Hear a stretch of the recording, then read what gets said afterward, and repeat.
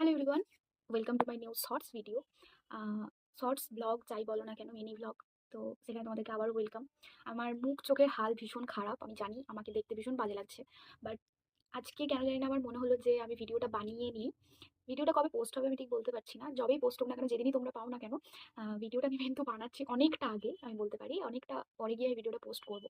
তো আমার এই ভিডিওর মাধ্যমে আমার কিছু ফ্যামিলি মেম্বার, ইউটিউব ফ্যামিলি, যারা আমার সাবস্ক্রাইবার, যে কজনই আছো, সবাই একটা জিনিস জানতে পারবে, যেটা আমাদের লাইফের খুব বড় একটা স্টেপ, একটা মেয়ের জীবনের পূর্ণতা যাকে বলে।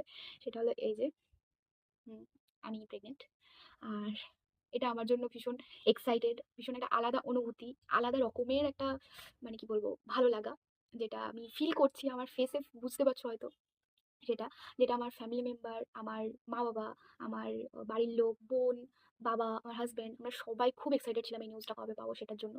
তো যাই হোক, ফাইনালি আমি 5th মার্চ 2025 এই টেস্ট কিট টেস্ট করে, খুব আনএক্সপেক্টেডলি, মানে আমি র্যান্ডমলি একটা কিট টেস্ট করি। তো র্যান্ডমলি আমি মানে কিটটা টেস্ট করার সময় না কিটটার দিকে তাকাইও নি।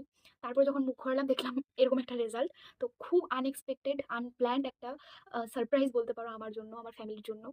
তো হুট করেই এটা আমি দেখতে পাই 5th অফ মার্চ 2025।